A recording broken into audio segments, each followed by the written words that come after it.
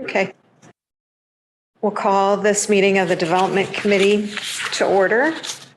And do we need to take roll, or you'll make note of attendance? I took attendance, yeah. The first item on the agenda is approval of the draft minutes.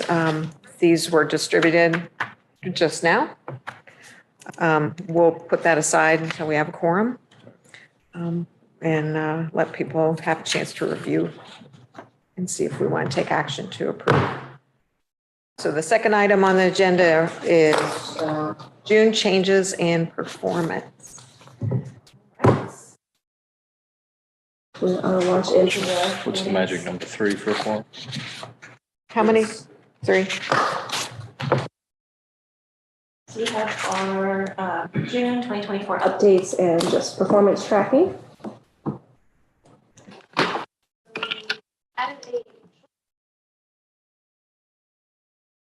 End line is Bright Point Community College, so that is the most southern point, and so we had a request from riders to, instead of doing a garage trip headed back where they felt stranded, to do a short trip. So we just do Bright Point to Food Line, and then the bus returns home. So we're turning just those last couple, the last garage trip of the evening into a usable trip. Food Line north of Chippenham? Yes. Mm-hmm. We did the 7A and B, a couple of late night return trips from the airport to the transport station downtown. That was added into the evening for access and safety. So the airport found that some people were kind of laying over at that late night 11:30 till 5 a.m. section there. And so we added one return trip from Richmond Airport to the DTS to allow people better connections if their goal is downtown or access to the Pulse, which has even later evening service. Our Route 1 extension to Walmart Way was underway. We also did a slight realignment in June to better service at Johnson Wales Hospital. So we'll look at that. Can I ask questions as we go? Yeah. So in my mind, this idea of extensions and sort of express lines and trying to get ridership up on that, one of the big elements is convenience. The realignment to service it, I don't have in my mind a map where it goes. Does that extend significantly the time before it gets back on Midlothian Turnpike and heads back out? Not significantly, but there is a map that I can show you so you can see the size of the detour. And then I'll wait on the other question when we're looking at a map. Okay. We also had our extension on Route 1 farther north to J. Sargent Reynolds Community College on Parham. And then we'll also look at our Sandston zone, which just launched on July 1st. This is just showing those trips on the right in red are 3B, that Bright Point to Food Line. This is kind of we heard the feedback, we fixed it, and people are using it. So we do see a few riders in the evening taking advantage of those trips. Can I ask about 3B? Do we have, I'm thinking we don't, Sunday service for 3B? Okay, and that's for all of 3B, even outside of Chesterfield? Correct, this is the entirety. Okay. Curious about your portion? Well, yeah, I was just on the corridor Sunday and saw folks and just thought, I wonder if we had Sunday service, if they'd be using that instead of walking. Right. I don't know if there's a way to assess demand or something. Mm-hmm. I know everything costs money as well, so I'd want to sort of weigh that. But it's a great philosophical point. I mean, the whole idea is to help people with living, not just going to work. Oh, yeah. And it's probably important to continue to gauge. The service that we've got on Route 1 really, there certainly are people using it to get to work, but people using it just to get up and down the corridor, where we've got no sidewalk. It's a much safer option. A lot of people shop for groceries on Sunday. Yes. That's their day. So Yeah. Mm-hmm.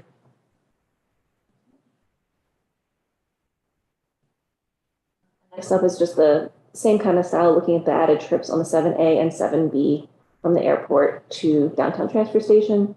So just showing we do have average of 7 during the weekday and 11 Saturday for the 7A trips. So also just great to see that utilization come out of that request.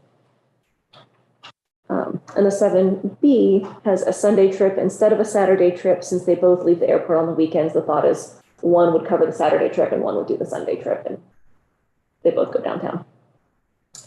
So we are seeing that utilization How now. long ago were these added? June 30th. It's already seen. And then we're comparing it to not the most recent booking before that, but the one that correlates to kind of like year-over-year seasonality.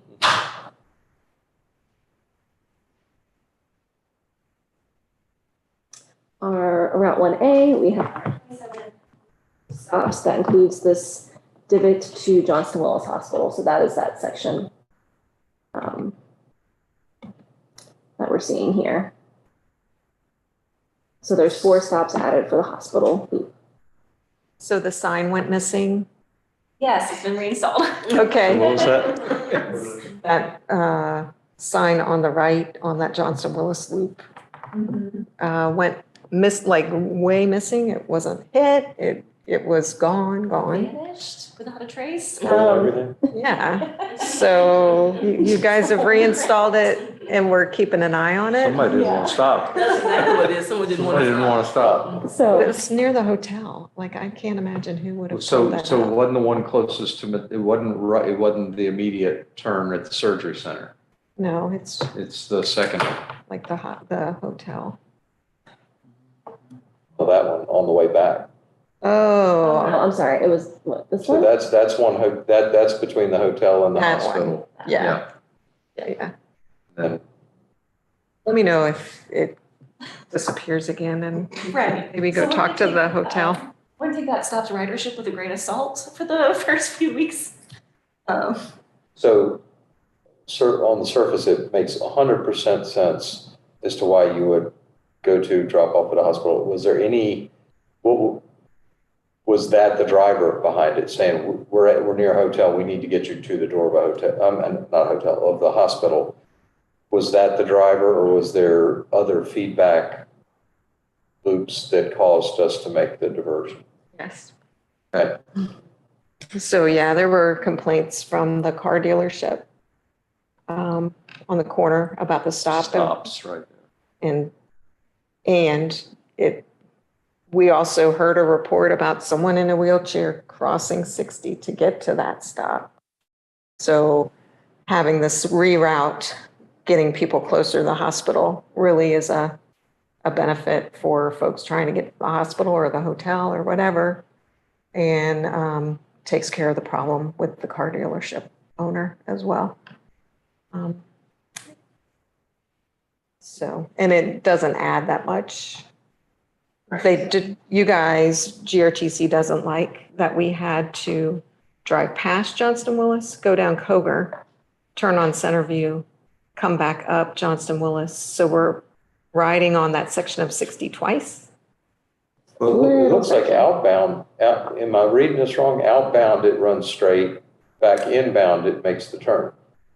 Both make the turn. So both, So there is no purple straight now.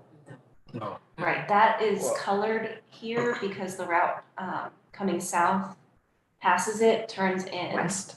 Oh, I'm so sorry. Yes. And So and Each direction, you're doing a loop that way. Yeah, so, but when you're westbound, you're on that section of westbound 60 twice. Do you see what I'm saying? I see exactly what you're saying, it's kind of bizarre. so that's the operational piece that, planning doesn't necessarily love to double back on routes, but the stop bar on Johnston Willis Drive right here doesn't allow us to quite make that turn.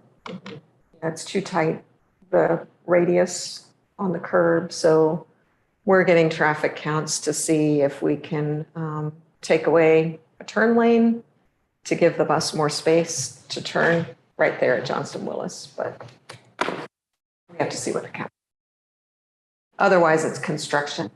And I'm not all that interested in reconstructing the entrance. There are poles and utilities and all sorts of stuff in the way.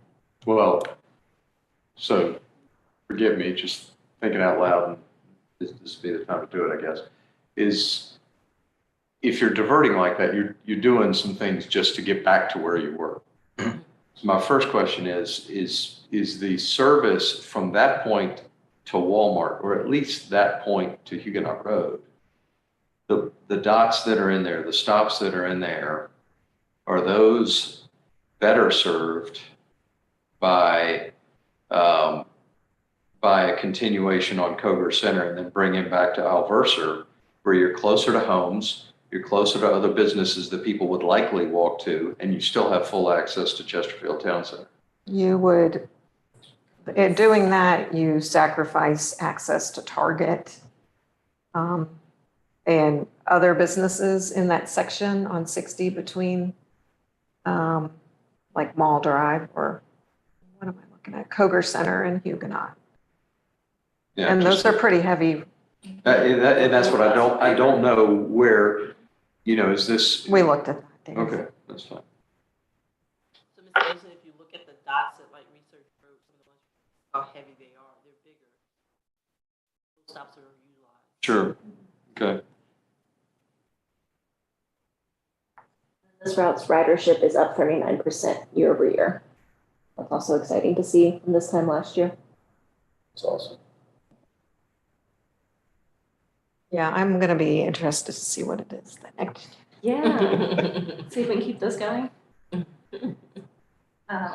also have our Route 1 extension to J. Sargent Community College off of Perham Road.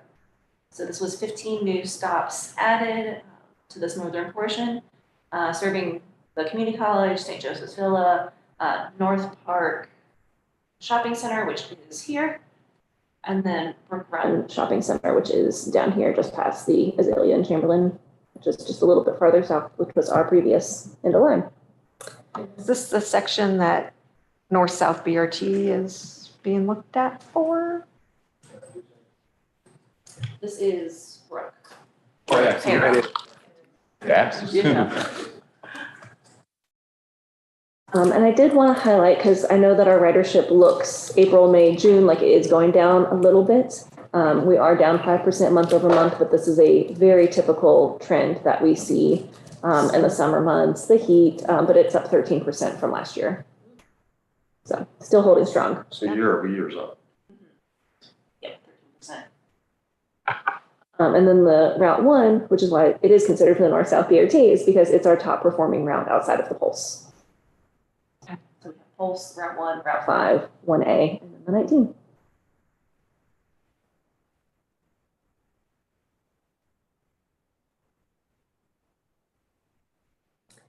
Next up is our microtransit link zone, our newest edition that just started in July. So our ridership, we have kind of week over week, because that's the information That we have, it's only been running for 4 weeks now. So we see a substantial growth from weeks 2 to 3, which is exciting. We had 205 riders total for the month of July. And the service is running Monday through Friday, 5 a.m. to 8 p.m. This zone is also encompassing, it gives service to the airport, it makes connection with the 91 at White Oak Village here. And also connecting to the 4A and B and our 7A and B. Sort of Nice. feels like an awareness thing. You can see the graph, it feels like awareness over the first couple. Oh, of yeah, weeks, yeah. and then- Mm-hmm, And then it'll be interesting, the next one, if it's in the 60s or in the 90s. mm-hmm. Dave, I think it's a quick one. I think we talk about this, where we wanted to see the changing trips that are going to these points of interest. So that's why we have this in there, so we can kind of track it, and you will see the other zones that, have been running for a while. Looking at a month-over-month ridership change or trip change to those points of interest. So a point of interest is Roberto's Italian restaurant. There must be more there. Yeah, it's usually like in the vicinity, like the most prominent land use within those vicinities. Right. Right, that's what they need. We're recognizing them. Pay us. We do have our average passengers per hour, so we're still a little bit under our goal of 3 per hour since this is so new and the ridership is still growing. But I thought it was interesting that we do have a good spread across the entire span. Just Yeah. nice to see. Yep, all the hours. Oh, good utilization there on span. That zone probably looks better than Cloverdale. That one's coming up. So we have our Link Microtransit. We did a similar deep dive into all of our zones. So First up is Azalea. This is our longest running, starting back in November. And you can kind of see how our month over month points of interest changes, and then this percent change is just from July and June. percent change to us. One thing I want to point out, if you look at the Amazon Fulfillment Center, look at the numbers. There. Ooh-wee. Yes. Yeah, just the jump between June and July. Mhm. And I think that, And that was just education, letting people know? I think it's a part of it and people getting to know the service because if you look at the Bounty Core Medical Center, we run for a while and it was just like relative, trips there was very low, but All now of a sudden, it looks like it's beginning to pick up. So this is also interesting because since this is the longest running zone, this gives us our baseline of when do we see things plateauing? When do we see things, kind Yeah, of right. evening out? How many months Steady. does it take to really Get these jumps. So Wow. That's exciting. So All of them, really. Yeah. But the regional medical center is huge.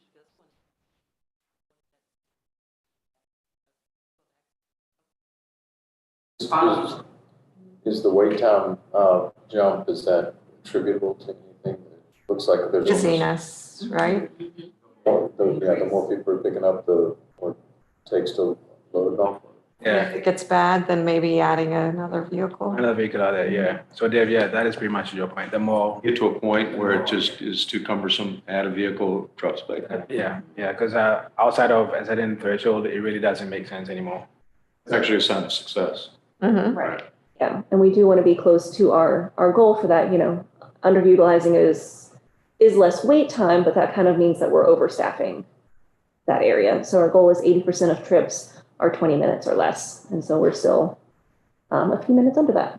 And I think one of the things we've also been talking about is studying the data. So like the passengers per hour gives you a chance to look at the trend of how utilization looks like if you have to be efficient in, how you can allocate If you just- resources within the zones, right? Yeah, 3 vehicles during this window, but And you have 2 one, right. times, yeah. Or do we need a bus? That's where we were. So maybe, yeah. Yeah, I mean, but if the ridership continues along this trend, we may have. The only thing with the bus is it wouldn't be going to some of these locations. Yeah, I think the flexibility I agree, yeah. to provide more coverage. Yes. Yeah. The zone saw a jump in ridership from 2,300 to 2,900. From June to July. Still doing great. We have our Ashland zone, passengers per hour right at our goal line here. We also have our average wait time right at our 20 minutes. It has that same 20-minute threshold. The service went from 2,400 in June for ridership. To 26, so up about 200, 225 from last month. And just kind of interesting, still looking at our points of interest and seeing what is taking off. A lot going down to the southern tier has picked up lately, which is always just interesting because the majority of the ridership is kind of centralized to the downtown area. Nice, I'm so excited about the microtransit stuff. Yeah. This is our Cloverdale.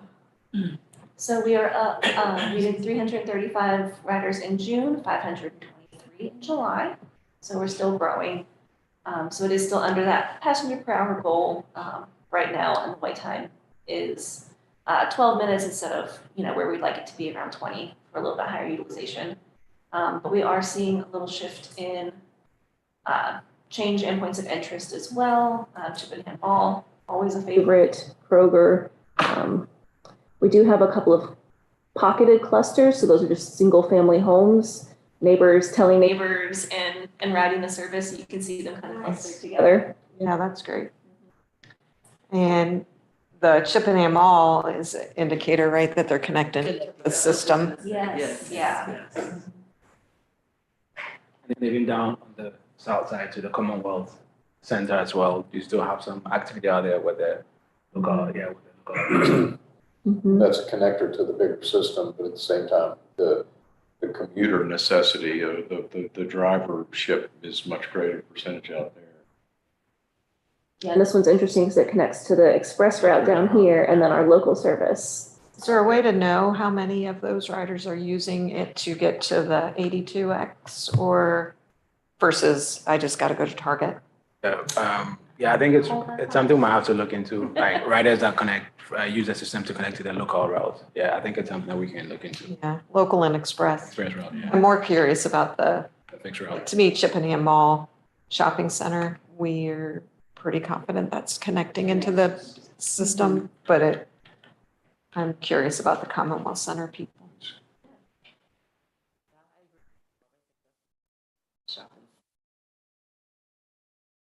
Yeah, yeah.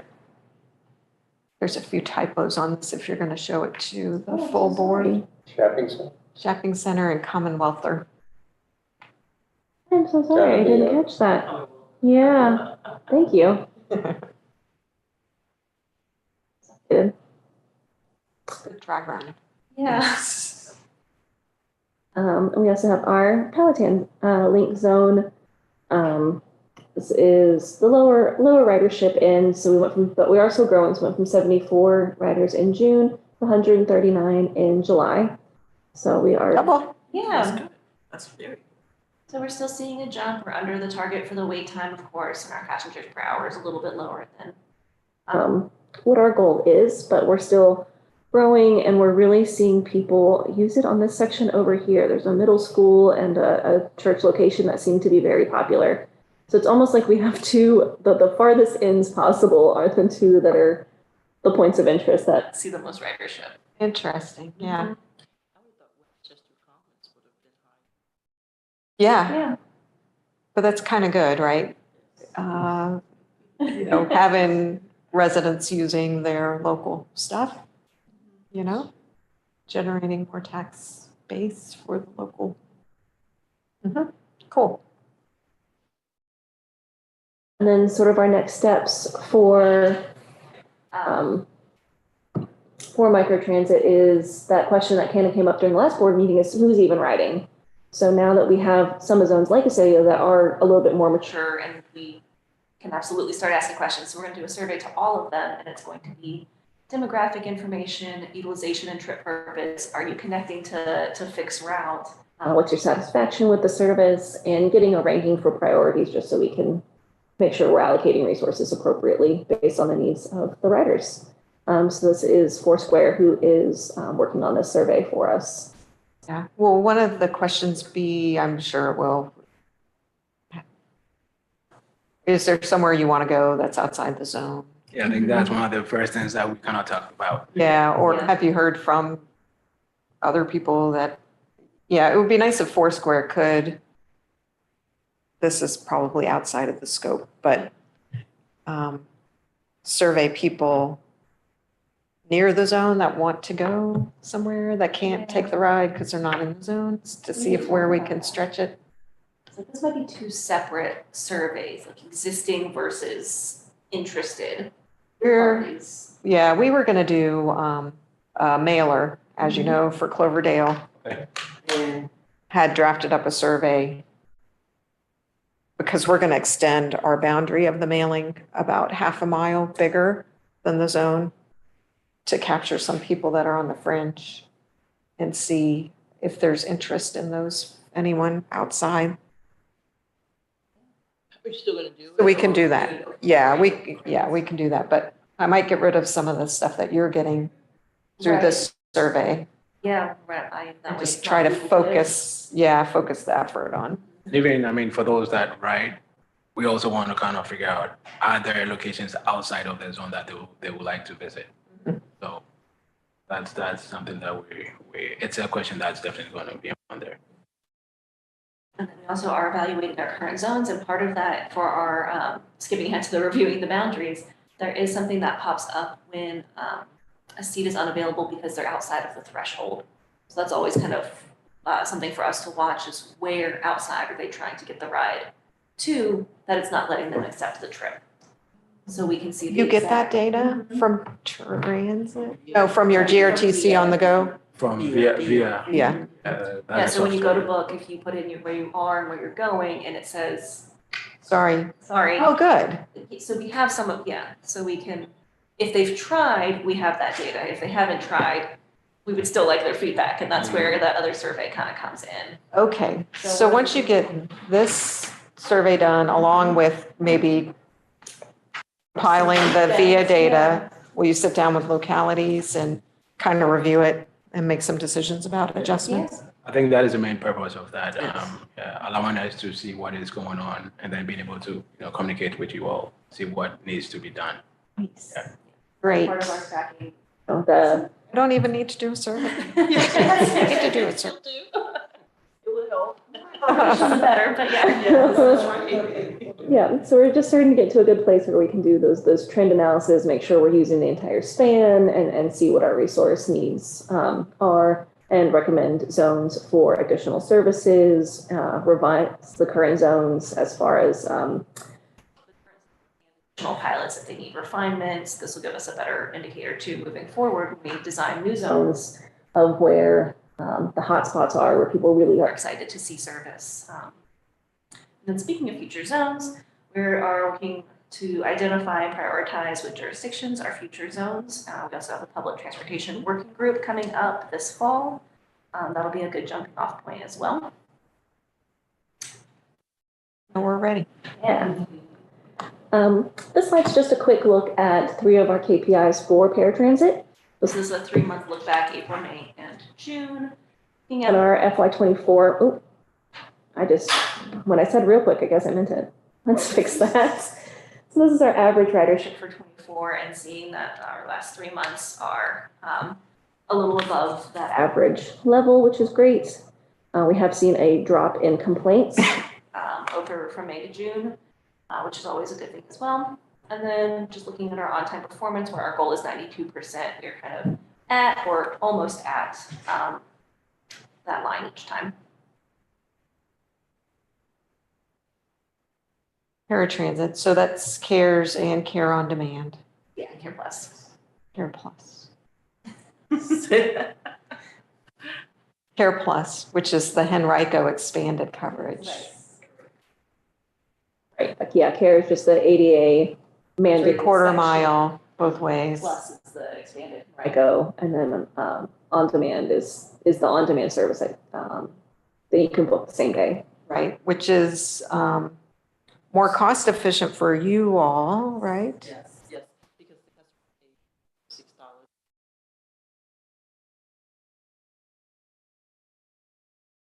Won't pay 50. For traditional, right, and I think I was asking whether we could offer the cheaper Care on Demand for our local routes in Chesterfield. I don't remember who, I think you had a conversation with Tim? yeah, Tim. Yeah, because, you had. Is that gonna happen with a booking, or how does that work? I don't know where you guys left off with the conversation. Yeah, I didn't find out. I haven't heard Okay. anything concrete. I just heard that you guys were interested, but I didn't. Okay, I'll pick the ball up. We have our summary of service priorities. So this is just kind of what is coming up more recently. We have our Route 1 extension again. So we're going from J. Sargent Reynolds to VCC. So we have ×2 for the expansion for Route 1, which is exciting. And that's for FY25. That'll actually be the October booking. 7A and 7B are also both part of the October booking. We will see a frequency increase in both of those routes.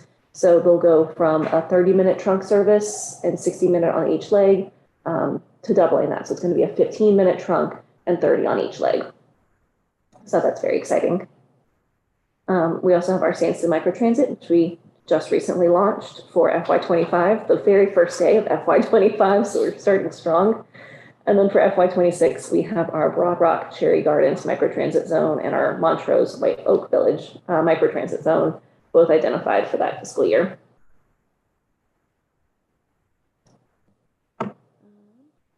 And we have capital projects.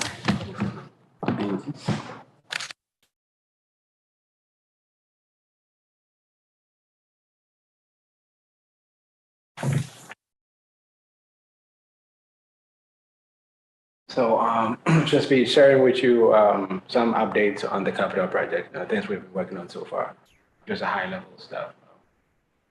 Starting with the North-South BRT, I think the last time that we met, we've talked about the kickoff meeting, which happened on March, and the contractor being Kimberly Horn, and there's contracted to identify the downtown routing as well as the dedicated lanes.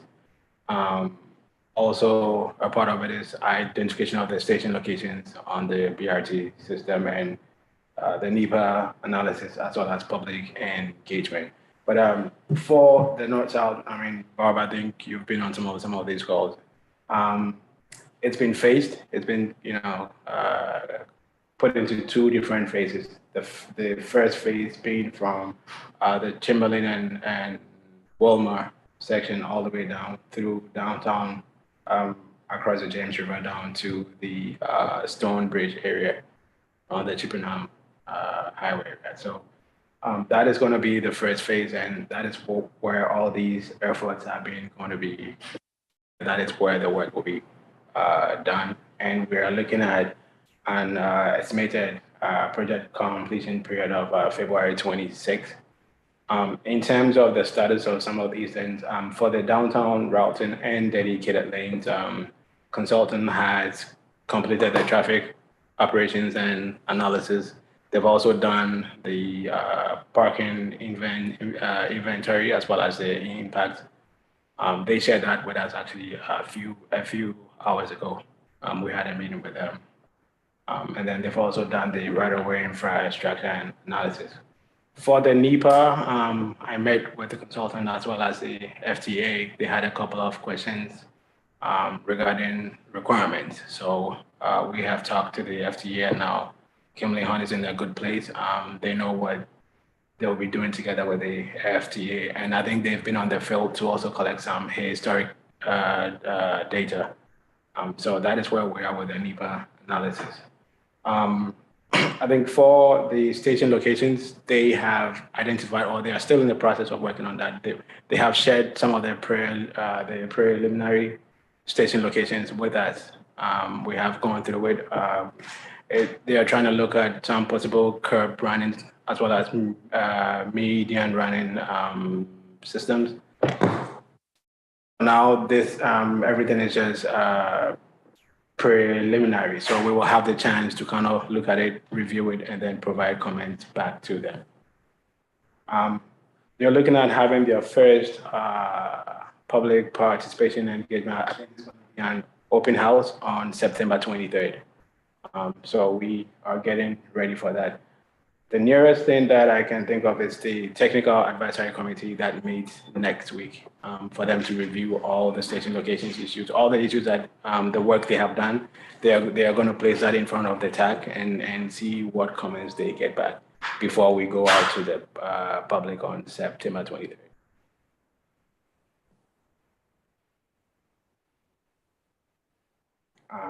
So as part of the North-South BRT, GRTC together with the City of Richmond applied for an FTA grant, and we were awarded $750,000 for TOD updates along the corridor. So currently, I mean, the plan is to, like I said, to have to be able to develop some TOD opportunities along the corridor of the first phase of the project. So we are continuing, working with the City of Richmond. Once the station locations have been identified, we will see where it will be possible to have some of these TOD opportunities, and that will also include the need to rezone some of these land uses to accommodate that level of development. And we're looking at a kickoff somewhere around the fall of this year. So the city is going to proactively rezone to TOD. That is what That's going to be fun to watch. And actually, I got a call from somebody think it's the Urban Ministry Institute, and they want us to come in and share information with them. I think they are one of these advocacy groups that have a vision of what Chamberlain should look like. So they said they've heard about the BRT system running along that corridor, so they want to see what it's all about. I'm really glad to see it. I'm just, and I think that it's going to be very relevant to every corridor. 1A, it's going to be relevant to how we look at land use around the transportation system so we can flip it as a choice. I'm just curious, I'm curious as to who's, how that process is going to be managed, because again, it's inside or outside sort of decisions. Does this property go in? Does it go out? Who's leading it at the city side? At this point, you mean, so we haven't kicked this off yet? Yeah, we we have the funding and we are working with the city to see how we can get all of this started, and then who will lead that. So you also have Stonebridge Plaza. Do you mean in Chesterfield? Yeah. Mhm. So remember the first phase of the project? So we are trying to see the whole. Surprise. Yeah, so initially, from what Adrian was telling me, the funding that they applied for was just on the Chamberlain section, but it looks like we have enough money to be able to do the entire corridor. So, Right now we're doing what's called the Route 60 Eastern Area Special Focus Plan. So we're already doing an effort to look at Route 60, the corridor kind of as a whole. So the kind of effort that you're talking about would fold in nicely with that. right. We're a little ahead of you. But if you want me to connect you up with Please, the planning yeah. department, there might be some ways to, Yeah. I don't know, share notes or do something. Yeah, no, definitely. And yeah, this has not kicked off yet. So it will be great to have, that information and then coordinate with them before we even start doing anything.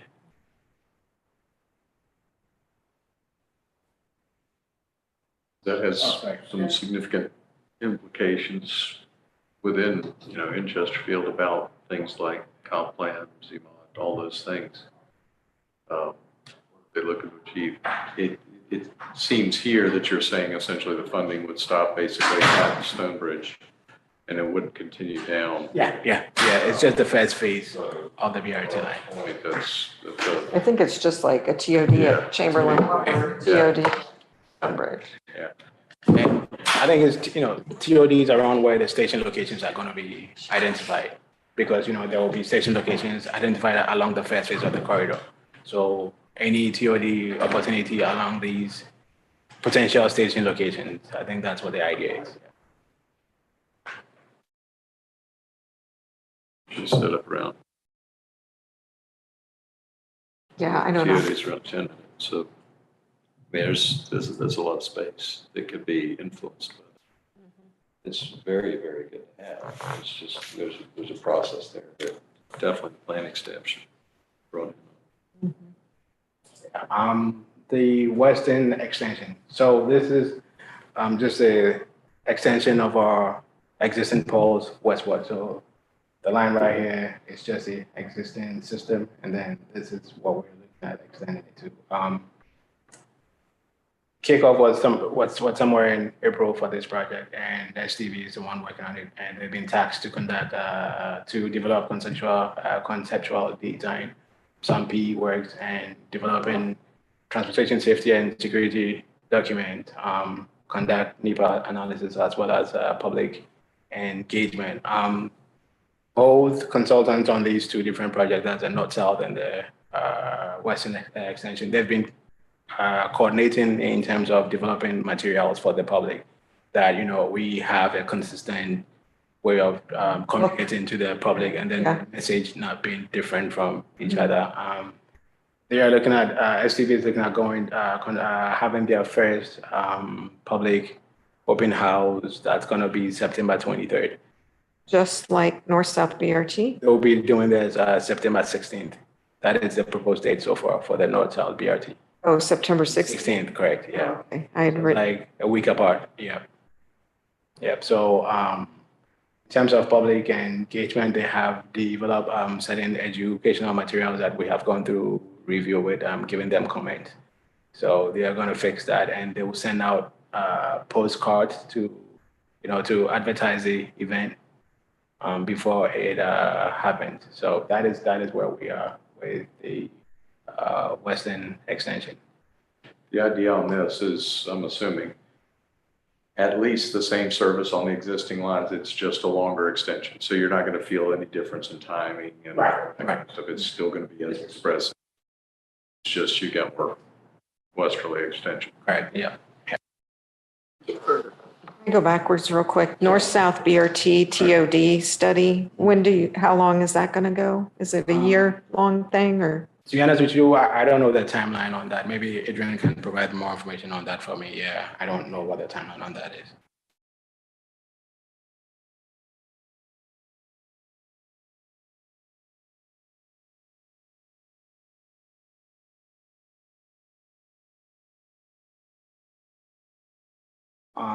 The power station modification. I think this is something that we've also kind of talked about for a while.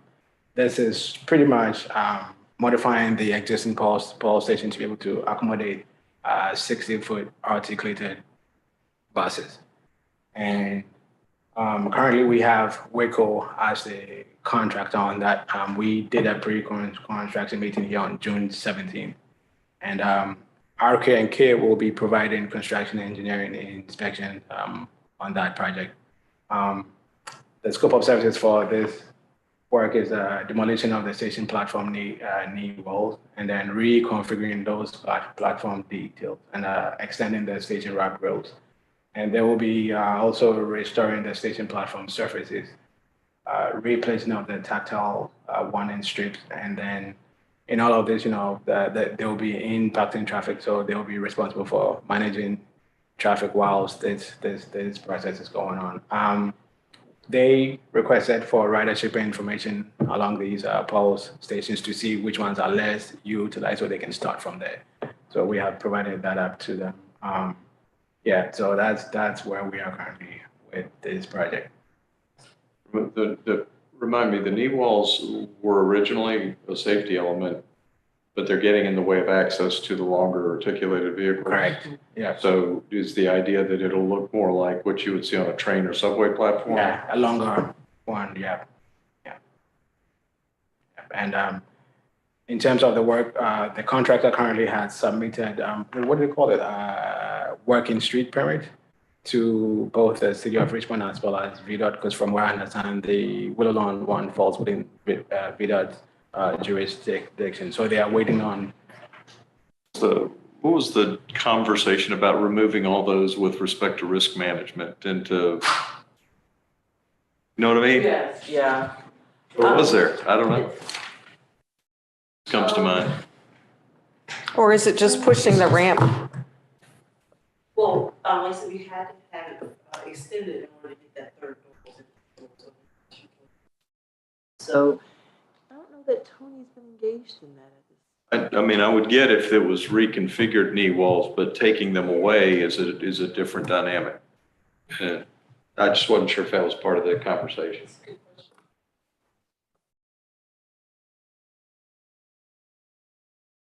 The fleet storage lot and the construction of it. So I think as you're aware that the church building right across the parking lot, I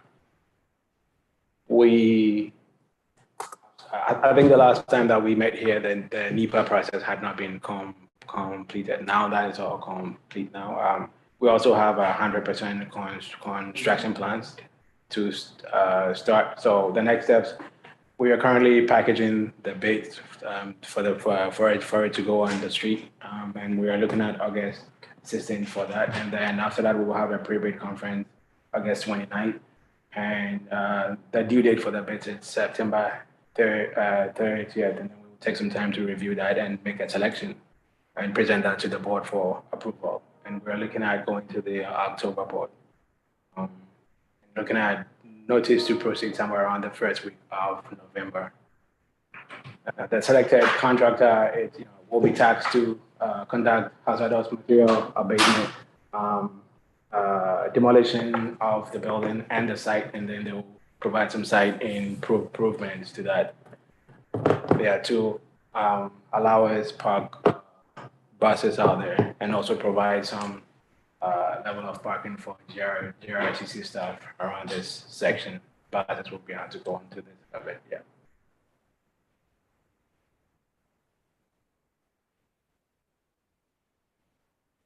So the Eastern Pedestrian Improvement Project at 23rd Street and Franklin. Just a little bit of a background. I think a study conducted had identified this stop as a safety stop with safety challenges. It is a stop that has like 4 routes that connect there, and just a little.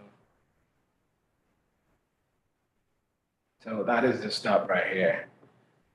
And this is the local stop, and this is the Shackleton Pulse station right there, and the stop is the closest stop. You're trying to point at something I'm not seeing. Oh, sorry, yeah, it looks like not working.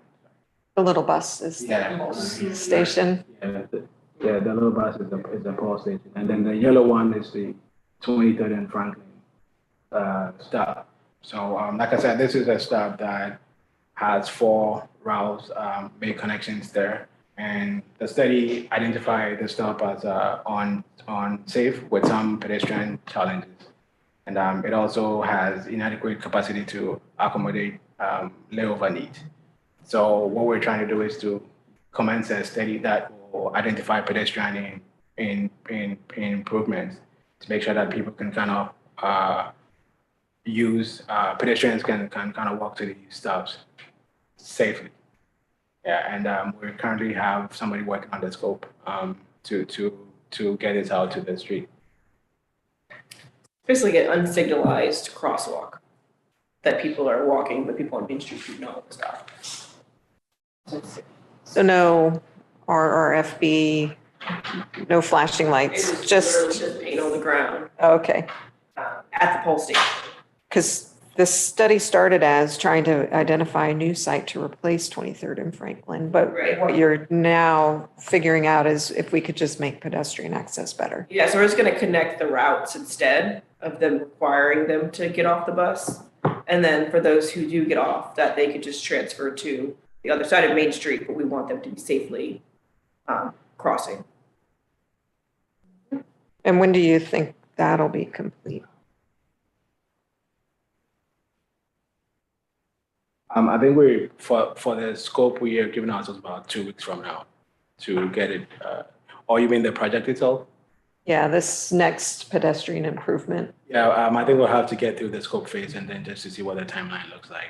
Is this associated with the East End Transfer Hub study? Or That was the original Okay, study, okay. but there's nowhere we could go that would put a bus, so just improving the pedestrian access. Yeah, so now you've got extra money on We that, applied for or it's a whole new thing? it's a second funded project that is supposed to be looking specifically at pedestrian. Okay, whole new thing.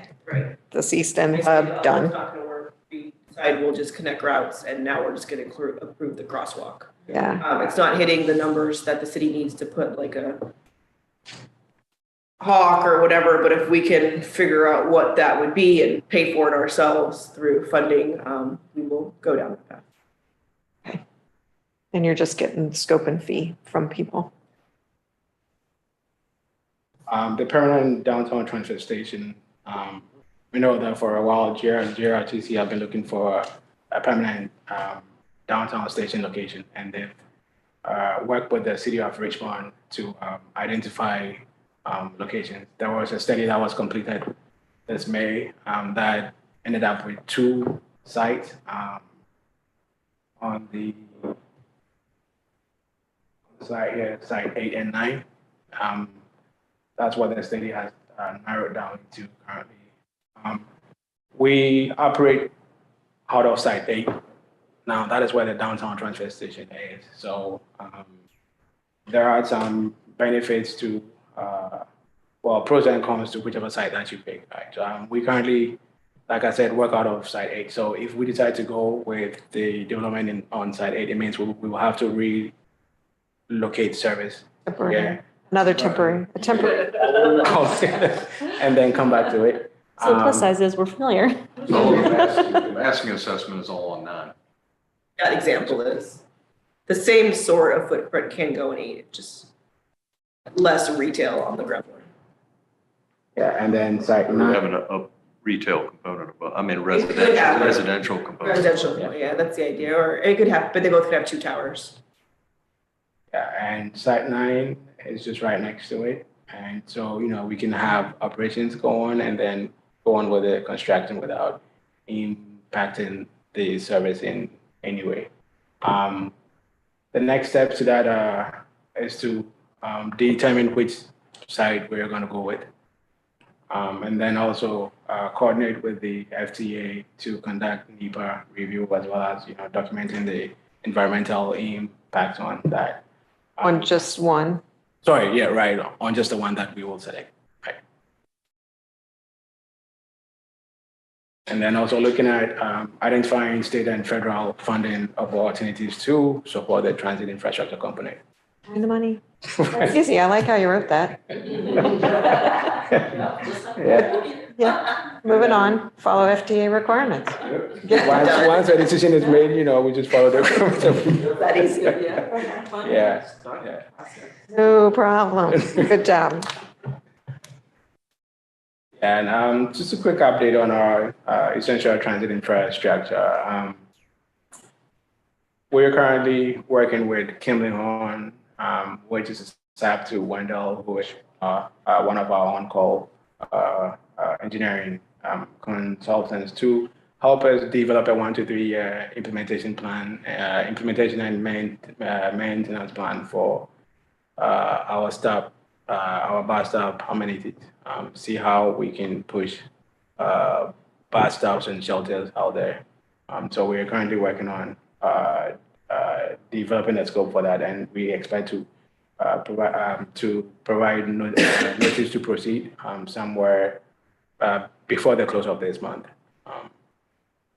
And as part of that, part of this scope of services will be for them to conduct a system-wide bus stop condition assessment to help us build a baseline where we will continue to build upon that, just to know the status and state of every single stop within the system that we have. Yeah. We've also placed orders for 50 shelters, and we had 10 of them delivered yesterday. And I think between now and November, we're expecting 3 more delivery batches to come in. That will make it up all to 50. And out of that, we know 8 are going to Enrico, 4 to Chesterfield, and 38 shelters to the city.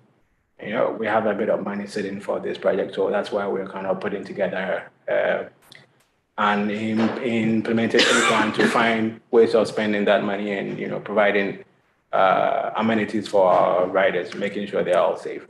You The shelters are the same have design no matter what jurisdiction, right? They're all the same. Yeah, slightly so different. it's a Different little bit, colors. and the colors are the ones that I know they are different colors. Yeah. And the city has more variety in size. Chesterfield and Rico are all the 8x5. Yeah, we also have that canopy. 3-sided and a The cantilever version. Yeah. So you have in your coffers 10 million? Wowee, all right. But yeah. Okay. Yeah, as far as applying for grants, that one has been as easy as previous example. Good. So the articulated buses, we have placed an order for it, and we're expecting delivery somewhere around March of 25. And all of these will go onto the pulse line. So effectively got 3 doors per on the passenger side. Spring of 25, fall of 25.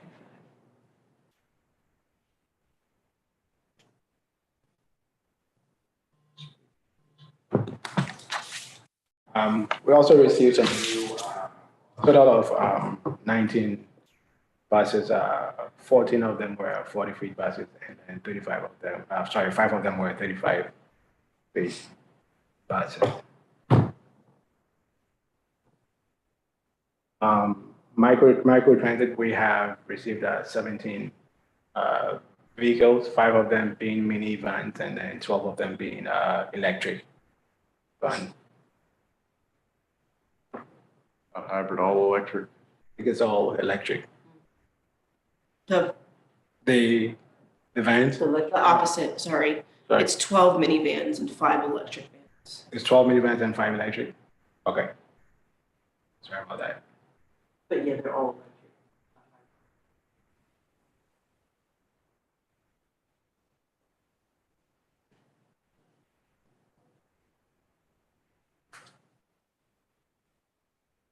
And so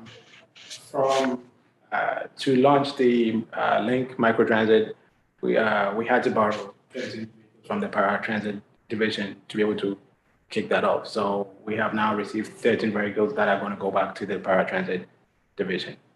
Yeah. So I think that ends our presentation. So that's Some exciting stuff.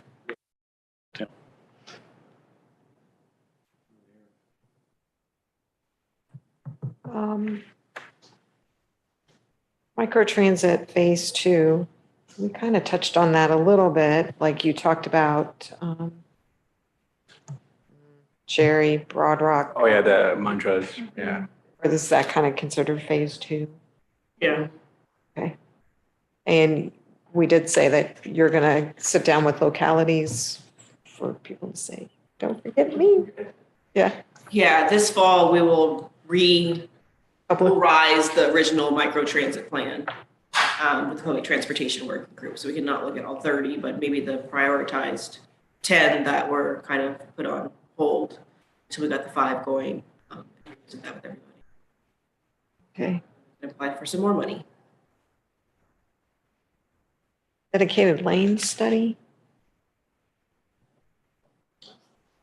Is that completed? is done. That is actually almost, it's not quite Friday yet, so it's supposed to be in by the end of this week.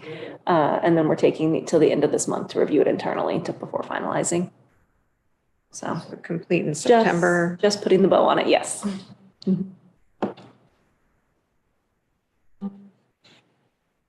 Zero emissions vehicle transition plan. The study itself is closed and now we're moving forward with the pilot program. Should be meeting to many next week. We're gonna move forward with them as far as they have a pilot program where they will bring basically everything to the meter in terms of infrastructure, Dominion. and Oh, nice. Yeah. And a benefit of that, they look at what revenue you would bring to them with your service and it offsets it. So it appears that it's neutral cost.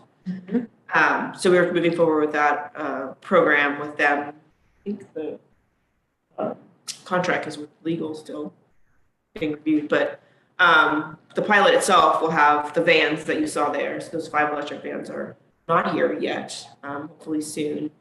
We're going to put those, I don't know if you remember, but we have a paratransit lot that has like some regular parking spots in the back. So we'll get those set up for the vans, and then we want to order 5 electric coaches. So that'll have us testing out what a full bus in terms of maintenance and stuff will do. Okay, 5 microtransit vans and then 5 full Coach buses, yeah. buses. Mm-hmm. Those have not been ordered, so be a good year. And that, of course, takes a little more effort to put those chargers in. Yeah. Okay, so you're just getting your agreement with Dominion. Facilities master plan. The study itself has closed, but part of that study is a phase 2, which is basically what happens here also. So they mentioned that gets demoed. Once that is demoed, we're moving on to the next phase, which is what should actually go there. So that'll happen after we get settled over there. So in a way, it's sort of on hold while you're doing construction on phase one, which is getting that lot. Correct, yeah. We applied for a little bit of money to kind of do NEPA for what happens next, but we're gonna hold off on that. Because we also need that money for that project. Bids came in higher, or the bids aren't even out, the estimates came in pretty high. I didn't ask when the graphic was up, but next door, it looked like there was an overlay graphic of essentially the dimensions of the buses that would be stored over there. And it feels like it, to get the quantity stored there, it is truly storage because a whole bunch of them are not easily accessible. So it seemed like to get the quantity that you wanted in there, really, it's not for easy in and out because there's a lot of them that are, quote, landlocked. That's actually how our bus lot is set up Okay. in the back. And the paratransit lot is the only one that's not, but we're about to change that. Okay. They actually have- Does that create frustration in terms of getting to the bus number that's needed, or is it Not really, because the way we assign the buses. that's it? So it doesn't They're matter. organized. They're all the same. Okay. Yes. That. And Dexter's implementing, it's called Smart Gear, but today a person actually looks out the window and does like bus assignment to the order that they're parked. But, because you can see the bus numbers on top of them, but this technology basically will capture where the buses are That's great. on So property, and someone doesn't have to look out the window. There's no such thing as Bill's bus is number 14.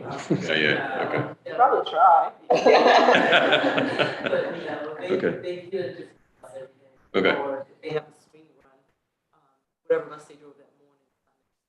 That seems a lot healthier way to do it. Yeah, and we're just supposed to rotate them across the region for equity purposes. It'll be similar, and then that Smart Yard will eventually go over there too to be part of bus assignment. So I was wondering whether we could include in the full board report just a table with these studies and, you know, kind of a start date, anticipated completion date, and a just brief description about what we're doing and Well- kind of a what has been accomplished since the last time. You still have your Excel sheet? She's the only thing she was looking at. Yeah, it sounds good. Kept her down. Because you guys are doing so much. Yeah. That I think, you know, we don't necessarily have to cover it in a meeting because we have these committee meetings, but I think having it in the packet so people can know what's going on, I think. Well, Yeah, we can do that. Yeah, we can include it under right section. Yeah. I think she even just means like a KPI, but based on projects. Yeah. Talk about it. yes, Yes. similar to, how we get the other reports. Yeah. There would just be this report. And you could say, we met with development committee, your report's in there. Thank you very much. And any questions that follow. Yeah, that's right. Perfect. I do not want to belabor the point on the knee walls. But two other boards that I've been on have recently, the major focus of every meeting is safety and security.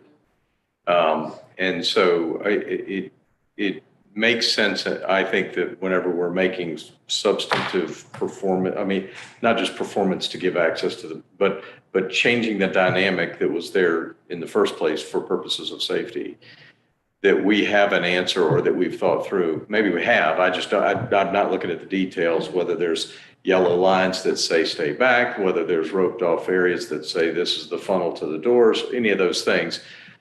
But I'm sensing and feeling an open-sided, high drop space that could yield, you know, bad media coverage when somebody falls off, is pushed off, or otherwise things happen. So I don't know if any conversation's been had around that, but I think it's worth communicating on risk management of what that is. I've already reached out to Terry. So it's not the whole thing. I don't know if that's. Well, that's what I was understanding that it was. Oh, no, it's just 3 feet. So there's an opening being brought in. So today there already is, let's say, 55-foot space to fit the bus plus a little bit more. That's equivalent to the concrete pad. There was an aesthetic design made. So imagine I don't know, your deck or patio or something. So it has the fence that goes all the way, a brick fence, but then it also has a little bit higher decorative piece on top of it. It's 3 feet 6 inches tall, I believe, maybe even less than 3 feet wide. It's just large enough that it covers one of the doors. Got it. So only one of them technically needs to go down. Okay. But for aesthetic purposes, we don't want one to have a pretty design, the other one. So we're gonna take them both down. So today for ADA as well as tactile purposes, it has yellow mat that goes all the way across. That will be extended 3 feet on each side. They probably won't even notice. It's not a monumental difference from what we're seeing Absolutely now. not. It's just, it's such a minor, we're not even calling it station. We're calling it repairs basically to the stations in terms of FTA vision perspective, because it's that minor of a change. I take back everything. Yeah. So yeah, I can see what you imagined, which was the whole thing that goes all the way down. It is 3 feet on each side. Yeah. Perfect. Still safe. Tony would have absolutely brought that up if that was the whole fence falling off. Yeah. But I mean, even to your point though, I mean, even today, because it is just, like I said, 50-foot open today, Yeah. people sit there. We saw images of them like leaning over the buses. They swing their feet over it. It's, regardless, it is an How unsafe. precise are the pulse drivers needing to be to roll up? Because it's open, they really don't have to be that precise.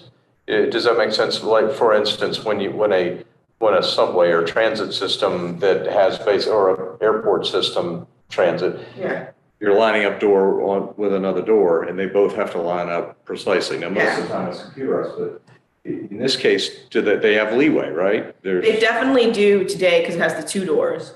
The 3 doors will have to be a little bit more precise because you got to fit that 3rd door in, because we are making such minor modifications. We're not even changing the concrete pad on the bottom, which technically fits the wheelbase, which is fine. But the whole bus will be a little bit bigger. So that'll be a little more precise. But the main thing about them being precise is more about the gap, because it is level boarding and there's a required amount for ADA. So they are supposed to hit basically that rub rail around it was yellow, line up with it to be able to. And the point is, if they are becoming, or if they're going in the route of being more precise, give or take a foot or two in either direction, that means there's 20 feet in between or 15 feet in between that actually could be sort of, I'll say, cordoned off, that it's not ever intended to be boarded. Does that make sense? So it's just things to think about that allows people to be on a platform, not sort of in harm's way across the entire 50+ foot spectrum, but still guide them to the 3 doors when they're. Yeah. And the way that it's set up, like it funnels you to specifically the doors on the bus. It is even set up where they do have an opening, especially the median stations, that is separate to be able to access the bus rack, the bike rack. That is kind of the only place that you're really able to get off the bus to get in the front. The rest are kind of constrained to those. And that's what the wall does, not the aesthetic knee wall part, but the rest of it keeps you confined. You're going to hang a tennis ball. I love that. You do in a garage, yeah. So, and we're not going to put them in service as soon as we get them. But they have to learn to dock with them, as well as the buses themselves are just different to drive with the accordion in the middle. They will be trained. Okay, great. You're past minutes, but that's okay. This wasn't technically a meeting. So is there any other business? Nope. It's a great meeting. All right, we can adjourn. We'll think about these minutes next So time. the next,